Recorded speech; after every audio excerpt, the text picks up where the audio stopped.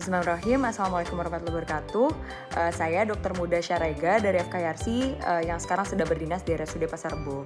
Jadi pada hari ini saya akan memberikan sedikit informasi dan juga edukasi ya mengenai serangan jantung. Jadi kita bisa mengetahui bagaimana serangan jantung itu terjadi dan juga mengetahui cara penanganannya. Mungkin kita singkat saja bisa kita lanjutkan ya. Sebelumnya kita harus tahu terlebih dahulu apa itu serangan jantung. Jadi serangan jantung ini merupakan terhambatnya aliran darah pada arteri koroner yang menyebabkan otot jantung kekurangan oksigen. Jadi seperti yang kita ketahui ya, di seluruh tubuh kita ini dipenuhi oleh oksigen. Jadi kita ini sangat butuhlah oksigen itu bersirkulasi dalam tubuh dengan jumlah yang cukup. Nah, pada kondisi serangan jantung, adanya hambatan pada aliran darah pada arteri koroner di jantung menyebabkan otot jantungnya kekurangan oksigen sehingga kemampuannya untuk memompa darah juga berkurang. Nah, inilah yang menyebabkan terjadinya serangan jantung ya. Nah, setelah itu kita juga harus tahu nih seberapa sering sih serangan jantung itu terjadi, untuk apa, agar kita bisa tahu kalau kita ini harus benar-benar waspada terhadap serangan jantung gitu ya. Jadi pada prevalensi pada tahun 2013 sampai dengan 2018, pada 2013 itu awalnya prevalensi terjadinya serangan jantung itu adalah 0,5%.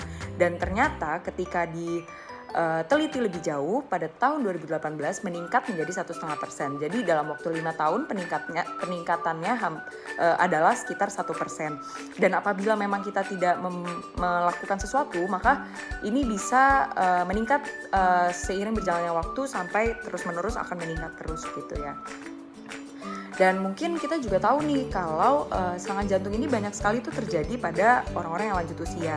Tapi pada beberapa penelitian yang dilakukan pada anak-anak berusia di bawah 40 tahun, orang-orang di usia di bawah 40 tahun, ternyata ada peningkatan angka serangan jantung juga nih dari tahun 2000 sampai dengan 2016. Di sini dari 2000 sampai 2016 itu setiap tahunnya menambah sekitar 2% gitu ya.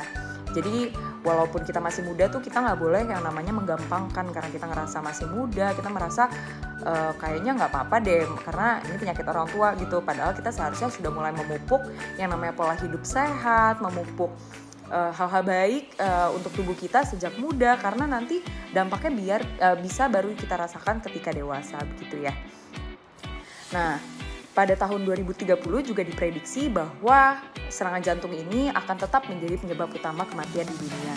Dan gimana cara kita mencegah prediksi ini tidak terjadi?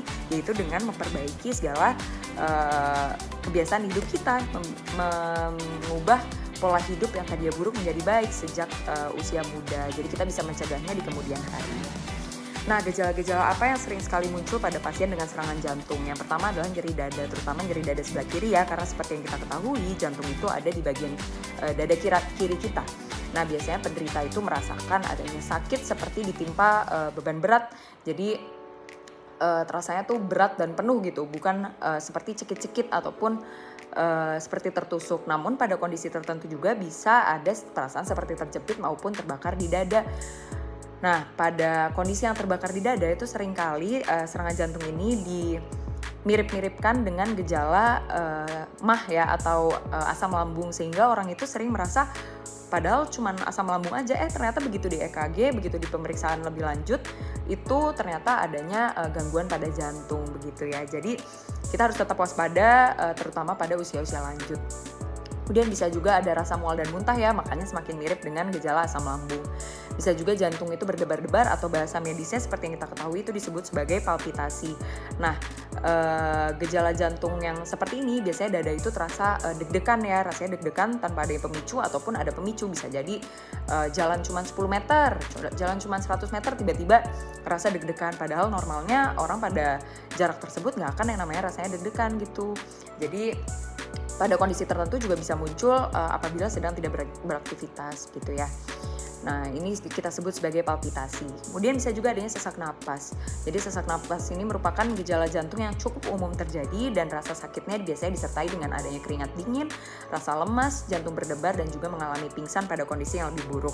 Nah, untuk keringat dingin ini biasanya itu keringatnya dia besar-besar ya ukurannya dan dia muncul pada seluruh tubuh. Jadi rasanya seperti keringetan tapi badannya gak enak gitu ya. Jadi muncul yang namanya keringat dingin.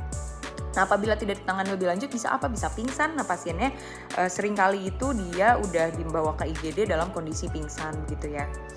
Nah, tadi mungkin sudah ya, berkeringat dingin, kemudian mudah lelah, pusing, dan juga sakit kepala. Jadi rasanya tuh seperti lemes dan juga keliengan gitu. Kenapa? Karena itu adanya penurunan aliran darah, karena yang tadi ya, karena adanya penurunan aliran darah pada jantung menyebabkan adanya kekurangan oksigen, sehingga aliran darah yang dialirkan ke seluruh tubuh juga berkurang. Itu penyebabnya mengapa kita jadi pusing dan juga sering sakit kepala gitu ya. Nah, ada beberapa faktor pemicu dari gejala serangan jantung ya. Dan tadi mungkin sudah sempat disinggung, yang pertama itu adalah dari faktor usia. Jadi seperti yang kita ketahui, untuk penyakit jantung ini dia seringkali terjadi pada usia lanjut. Jadi semakin bertambahnya usia, biasanya tubuh kita akan semakin lemah gitu ya. Nah, pada kondisi ini seringkali kita beresiko untuk mengalami serangan jantung. Pada pria biasanya pada usia memasuki usia 45 tahun, dan pada wanita biasanya memasuki usia 55 tahun ataupun sudah menopause. Nah, kemudian bisa juga memiliki riwayat penyakit jantung dalam keluarga. Nah, untuk memiliki riwayat penyakit jantung ini tidak berarti harus dari langsung orang tua saja gitu, ayah dan ibu. Kadang orang merasa seperti, oh ayah saya nggak sakit kok, ibu saya nggak sakit, padahal sebenarnya mungkin nenek kakeknya sakit gitu. Jadi kita harus tetap waspada. Nah, kemudian ada juga diabetes, jadi pasien-pasien dengan penyakit gula, kemudian tekanan darah tinggi, hipertensi. Jadi gula dengan hipertensi itu harus rutin dikontrol, harus rutin ke rumah sakit, harus rutin meminum obat, karena sifatnya pasien dengan diabetes dan juga tekanan darah tinggi itu bisa seumur hidup ya. Jadi minum obatnya itu harus terus-menerus. Jangan dikira tensinya rendah atau gulanya rendah itu karena emang udah bagus, padahal sebenarnya itu bagus karena dikontrol menggunakan obat gitu. Jadi jangan sampai merasa udah sembuh padahal sebenarnya harus tetap rutin meminum obat, karena itu merupakan resiko yang cukup tinggi ya untuk terjadinya serangan jantung. Kemudian pasien dengan obesitas atau kegemukan, nah ini pentingnya untuk menjaga pola hidup ya. Ini mungkin nyambung sama poin berikutnya, yaitu pola hidup buruk. Jadi kita itu harus menjaga kesehatan dalam hal olahraga, merokok, dan juga konsumsi makanan yang tidak sehat. Nah, di sini kita harus membiasakan yang namanya olahraga. Olahraga itu nggak mesti yang berat-berat, apalagi kalau udah lansia. Itu cukup dengan jalan pagi. Mungkin ibu-ibu biasanya jalan dari rumah ke pasar atau jalan sebentar 15 menit, itu juga nggak apa-apa. Yang penting tetap berolahraga. Kemudian untuk merokok tuh apalagi untuk pasien yang udah beresiko ya, udah obesitas, udah berusia lanjut, udah punya diabetes, punya hipertensi pula, itu jangan sampai lengah karena harus segera berhenti merokok. Bukan dikurangi ya, harus berhenti merokok gitu. Kemudian untuk konsumsi makanan harus dijaga benar-benar, makanan yang enak-enak seperti gorengan, santan, jeroan, dan lain sebagainya itu harus sangat berhati-hati karena kandungan lemak yang berada dalam makanan-makanan tersebut bisa menjadi salah satu faktor pemicu terjadinya serangan jantung gitu ya. Dan juga yang terakhir adalah poin stres. Jadi ternyata stres yang tidak kita kendalikan dengan baik itu bisa menyebabkan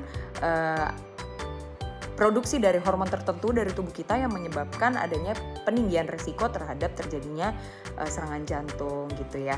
Mungkin setelah ini kita akan melanjutkan materi berikutnya, yaitu dengan penyebab-penyebab apa sih yang menyebabkan serangan jantung itu terjadi. Mungkin akan dijelaskan dengan rekan saya, Dokter Muda Vika Rahma. Mungkin bisa dilanjutkan Kak Vika. Nah, apa saja sih penyebab umum dari serangan jantung ini? Yang pertama, ada penyakit jantung koroner atau PJK. Lalu yang kedua, ada aritmia. Lalu penyakit jantung koroner atau bisa yang disebut dengan coronary artery disease adalah penyakit di mana terbentuknya plak di pembuluh darah yang menyebabkan adanya gangguan aliran darah dan oksigen menuju ke otot jantung. Nah, gejala PJK ini ada berupa nyeri dada, tertekan di daerah dada, rasa berat di dada, rasa mual atau nyeri, keringat dingin, dan adanya rasa terbakar. Nah, berikut adalah ilustrasi dari PJK atau coronary artery disease. Jadi di sini terlihat bahwa aliran darah mengalir dan makin lama makin terhambat karena ada plak yang awalnya kecil lama-lama makin besar. Dan akhirnya aliran darah tidak lancar lagi seperti semula. Lalu selanjutnya ada aritmia. Nah, aritmia ini adalah gangguan irama jantung, di mana jantung bisa berdetak lebih cepat, lebih lambat, ataupun irregular. Jadi biasanya otot jantung yang bunyinya seperti lep-dep bisa lebih cepat kayak dep-dep-dep, atau lebih lambat lep-dep gitu, atau irregular seperti dep-dep-dep gitu. Jadi kadang cepat, kadang lambat. Lalu gejalanya bisa berupa sesak napas, dada berdebar, pusing, nyeri dada, pingsan, dan adanya banyak keringat. Nah, bagaimana sih cara mewujudkan jantung yang sehat? Jadi dalam bahasa Inggris kita sebut dengan 4 ways to find heart. Yang pertama F-nya food combining, I-nya I do not smoke, N-nya neutralize stress, dan E-nya adalah exercise regularly. Nah, bisa juga dalam Indonesia kita terjemahkan menjadi cerdik. Yang pertama cek kesehatan seperti gula darah dan tekanan darah, lalu E, enyahkan asap rokok, E, rajin berolahraga, D, diet seimbang, dan I, istirahat yang cukup, lalu K, kelola stres. Nah, apa yang harus dilakukan jika bertemu dengan orang yang mengalami serangan jantung? Kita bisa melakukan pertolongan pertama dengan segera menelpon layanan terdekat 119 atau dibawa ke rumah sakit terdekat untuk meminta pertolongan tenaga medis atau ambulans. Lalu yang kedua, lakukan pertolongan pertama berupa bantuan hidup dasar. Bisa dilakukan pada oleh tenaga medis atau awam yang sudah terlatih dalam hal tersebut. Lalu yang ketiga, melakukan defibrilasi menggunakan alat khusus seperti defibrilator atau bisa disebut dengan AED. Lalu yang keempat, segera membawa ke IGD rumah sakit terdekat. Lalu selanjutnya, lakukan bantuan hidup lanjut di rumah sakit untuk perawatan. Dan hal lainnya, kalau misalnya kita menemui seseorang dengan serangan jantung, namun serangan jantungnya ini pasiennya masih dalam keadaan yang sadar. Yang pertama, kita bisa melakukan membaringkan pasien dengan posisinya setengah duduk dan segera membawa ke instalasi gawat darurat terdekat. Lalu yang kedua, hindari pasien dari berbagai aktivitas seperti banyak bicara, batuk, dan mengejan karena hal tersebut dapat memperparah rasa nyeri dada ataupun sesak napas yang dialami oleh pasien. Lalu yang ketiga, bisa langsung dibawa ke rumah sakit terdekat untuk dilakukan perawatan lebih cepat. Baik, terima kasih dari paparan kami. Apabila ada salah kata, wabillahi taufiq wal hidayah. Wassalamualaikum warahmatullahi wabarakatuh.